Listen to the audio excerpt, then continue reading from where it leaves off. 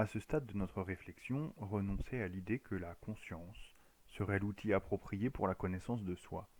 La lumière qu'elle jette sur notre identité est rapidement éclipsée par l'inconscient, ou bien elle est trop faible et imparfaite pour tout nous révéler de nous-mêmes. Pour autant, nous ne devons pas renoncer à la connaissance de soi. Si ce moyen a échoué, cela ne veut pas dire qu'il en ira de même pour toutes nos tentatives. Nous avons probablement le tort de fonder nos investigations sur une conception inadéquate de l'identité. En effet, spontanément, nous sommes conduits à nous imaginer qu'il y a, quelque part en nous, une propriété qui nous définit, qui est la cause de notre singularité, et qui demeure présente malgré tous les changements que nous pouvons connaître. C'est pourquoi nous employons notre conscience à explorer les divers recoins de notre esprit, à la recherche de ce trait de caractère, de cette propriété qui correspondrait à ce qu'il y a de plus essentiel en nous. Sens de l'humour, impatience, jalousie, capacité à pardonner, propension à se dévouer aux autres, timidité. Cette qualité serait en outre la clé de notre comportement. Je suis impatient, donc j'abandonne toute activité qui exige de la persévérance. Je suis jaloux, donc je soupçonne toutes les personnes que j'aime de me tromper. Je suis timide, donc je ne vais pas vers les autres. Cette perspective soulève plusieurs difficultés. Pour commencer, d'où proviendrait cette identité, cette propriété essentielle qui nous caractériserait? Comment se serait-elle retrouvée en nous? Et comment aurait-elle revêtu cette importance? Telles sont les questions que Jean-Paul Sartre met en évidence dans le cadre de sa philosophie de l'existence, qu'on nomme aussi existentialisme, et qu'il a exposé sous différentes formes. Un traité, L'être et le néant, une conférence, L'existentialisme est un humanisme, un roman, La nausée, une pièce de théâtre, Huis clos. Sartre distingue la condition humaine de la situation des objets. Ces derniers, fabriqués par les humains dans un but précis, sont dotés par eux de caractéristiques dont ils ne peuvent pas se défaire. Quand un artisan produit un coupe-papier, l'exemple est de Sartre, un coupe-papier servant à détacher les pages d'un livre ou à ouvrir proprement une enveloppe, il détermine au préalable les caractéristiques que son produit doit posséder pour assurer sa fonction. Pour le coupe-papier, il doit par exemple posséder nécessairement une lame assez fine, courte et peu aiguisée. Avant même de produire son premier coupe-papier, l'artisan a donc une idée très exacte de ce à quoi le résultat ressemblera. Sartre résume cela en une formule. Son essence précède son existence. En d'autres termes, tout ce qu'il est, ce qui le définit en tant que coupe-papier, son essence, est fixé avant qu'il ne soit fabriqué. Il précède son existence. Mais, ajoute Sartre, il n'en va pas de même pour l'être humain. Le philosophe postule en effet qu'il n'y a pas de grand artisan, pas de Dieu créateur de toutes choses et de l'espèce humaine notamment. Son existentialisme est un existentialisme athée. Quand nous naissons, rien ni personne n'a prédéterminé ce que nous sommes, ce que nous allons faire.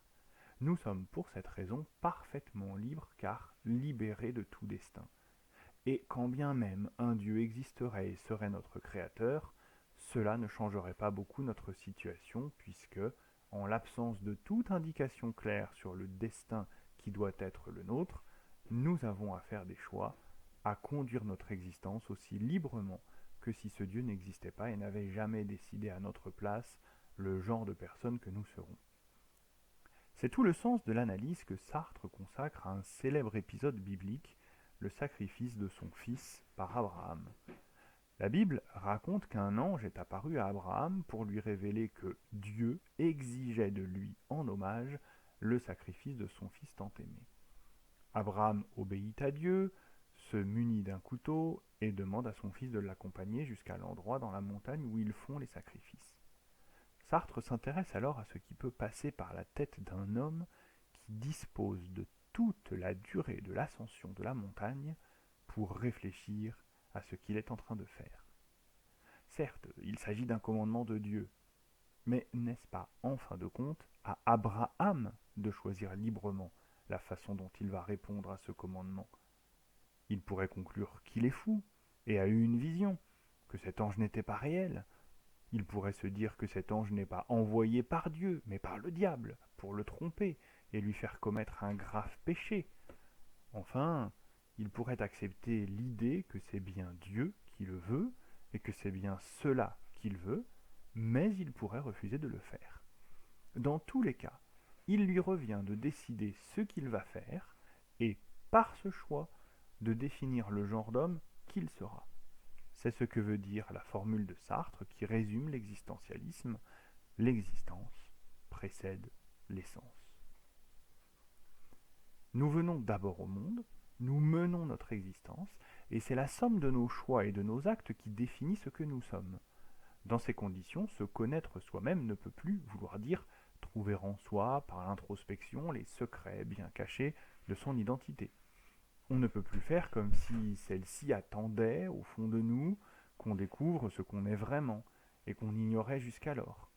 À l'extrême limite, on en arrive à un point où il devient possible de répondre qu'on ne peut pas se connaître soi-même, non pas parce que cette connaissance pose problème, mais parce qu'il n'y a aucun soi stable, permanent, seulement une suite plus ou moins cohérente de décisions et d'actions.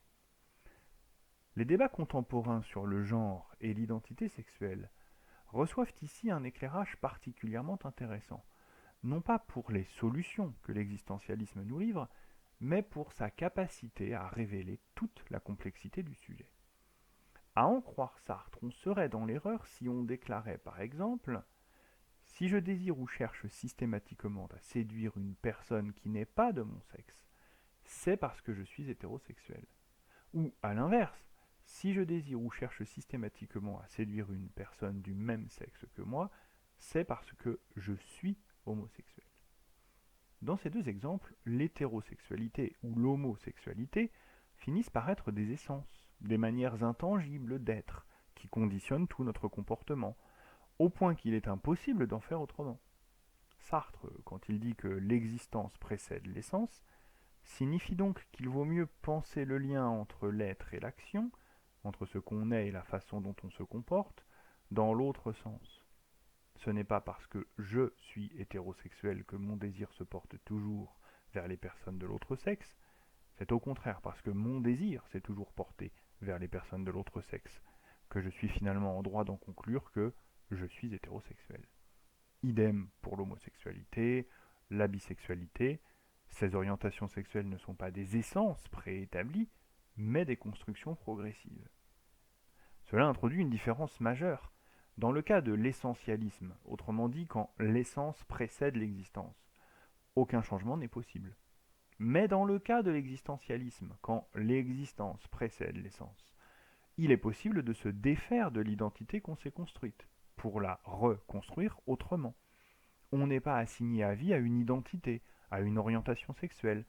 On peut alors s'inspirer de la plus célèbre formule de la compagne de Sartre, figure elle aussi de l'existentialisme, Simone de Beauvoir: on ne naît pas femme, on le devient. La féminité n'est pas une essence, ni un destin, en vertu de quoi toute femme ne pourrait être autrement que douce, séductrice, maternelle, bavarde. Voyez tous les clichés sur ce que les femmes sont censées être. La féminité est une construction, élaborée bien souvent à partir de modèles qui mettent sur les épaules des petites filles une pression insidieuse, mais qui peut également se développer selon d'autres modalités, d'autres modèles. Chaque femme est alors libre d'inventer sa féminité, sa manière singulière d'être une femme, tout comme chaque homme est libre d'inventer sa masculinité, à contre-courant des codes virilistes en vigueur à son époque. De la même façon, on serait donc tenté de déclarer: on ne naît pas hétéro, homo ou bi, on le devient. La formule est embarrassante. Elle révèle que le problème n'est pas soldé, et que cette dissolution des identités de genre ou des orientations sexuelles, on pourrait parler de liquéfaction des identités comme on parle de gender fluid dans certains cas, ne résout pas tout. Que fait-on en effet des témoignages de personnes qui décrivent leur orientation sexuelle comme une information essentielle, inamovible de leur personnalité, comme une essence qui semble presque leur avoir préexisté, comme une donnée qu'ils n'ont pas construite, contre laquelle ils ont même parfois voulu se battre en vain, jusqu'au jour où ils ont reconnu ce qu'ils étaient. On peut penser à Eddie Bellegueule qui publie en 2014 sous le pseudonyme d'Édouard Louis, En finir avec Eddie Bellegueule, Il y raconte la souffrance de l'enfant qui, dans un milieu très populaire et ouvertement homophobe, sent l'irrésistible émergence de son homosexualité, contre laquelle il ne peut lutter malgré toutes les souffrances qu'il endure à cause de cela. À quoi tient donc son identité? À ce qu'il est par nature, indépendamment de ce qu'il fait ou est empêché de faire? Ou à ce qu'il fera pour construire son identité, faute de quoi il n'est rien? Il est probablement illusoire de vouloir isoler l'un seulement de ces deux éléments. Ils se conjuguent et se confortent l'un l'autre pour donner naissance à notre identité. D'une part, il y a ce que je suis, mais je ne dois pas m'attendre à le découvrir aussi simplement que par l'introspection. Je ne dois pas espérer tomber par bonheur sur cette information. D'autre part, il y a ce que je fais et ce que je ressens en le faisant. Certaines actions, je le sens en les accomplissant, ne me conviennent pas, elles ne s'accordent pas à ma personnalité. D'autres, au contraire, me correspondent plus directement. Je le sais par un moyen détourné mais très net, le plaisir qu'elles me procurent. En quelques occasions, le plaisir éprouvé du fait d'une action ou d'une situation me renseigne sur le fait que je suis exactement à la bonne place, dans la bonne situation, là où je devrais être. C'est comme si cette sensation de plaisir, de plénitude, d'accomplissement me murmurait ⁇ ça, c'est vraiment toi ⁇ mais je ne peux le savoir qu'en le faisant. Inversement, il peut nous arriver de nous entêter dans des comportements, des activités, des rôles qui ne nous conviennent pas. On n'est alors pas soi-même. On s'efforce plutôt d'être ce que d'autres, parents, amis, veulent qu'on soit. Mais ça sonne faux. Et on éprouve dans ce cas un malaise qui lui aussi nous informe sur le fait que ce n'est pas nous. C'est ce que Sartre appelle dans sa pièce Huis clos, acte 1, scène 1, une situation fausse. Son personnage, Garcin, parle de certaines situations mondaines dans lesquelles il se complaisait, alors qu'en vérité ça ne lui correspondait pas. Par contraste, lui qui a travaillé dans un journal décrit le plaisir sincère qu'il éprouvait dans l'ambiance enfumée de la salle de rédaction, quand tous les journalistes se réunissaient jusque tard dans la nuit. En fin de compte, il en va de la connaissance de notre identité comme de celle de notre aspect physique. Nous avons besoin, pour la connaître, de saisir notre reflet sans déformation. Pas d'image de soi sans miroir correct. De même pour notre identité, quel est le miroir le plus approprié à la connaissance de notre identité? Ce n'est pas nécessairement notre conscience. Nos actes peuvent nous renseigner sur notre identité. Mais nous pouvons peut-être trouver d'autres indices, ainsi que nous le suggère Hegel dans sa phénoménologie de l'esprit. Dans cette œuvre, il décrit le développement de l'esprit humain selon ses différentes phases, et il analyse le rôle du désir ou du travail. Pourquoi ces deux éléments? Le désir et le travail donnent lieu à des actions qui modifient l'état des choses autour de nous. Désirer ou travailler, c'est intervenir sur son environnement, ne pas le laisser dans son état initial. Et Hegel estime que cette modification, parce qu'elle vient d'un être humain, contribue à rendre les choses plus conformes à ce qu'il est. Selon mon désir et par mon travail, je transforme le monde pour qu'il corresponde davantage à mes attentes. Par conséquent, en examinant ce que je désire et ce que je fais, je peux en apprendre plus sur moi-même. À la faveur de nos réflexions, nous sommes désormais en mesure de répondre à la question: peut-on se connaître soi-même? Il nous est apparu qu'il est illusoire de compter découvrir, par l'introspection et donc avec la conscience, une caractéristique qui serait logée profondément en nous et qui constituerait l'essentiel de notre identité. L'intervention d'un inconscient et les lacunes de la conscience font obstacle à cette solution. Nous avons donc dû nous tourner vers une autre issue. C'est ainsi que nous avons compris que notre identité s'invente au fil de notre vie, par les décisions que nous prenons et les actions qui en résultent. Nous en prenons connaissance progressivement, non pas comme une information pure qui nous est communiquée, mais à travers divers indices, tels que le plaisir pris à faire quelque chose, la nature de nos désirs et le travail auquel nous nous consacrons.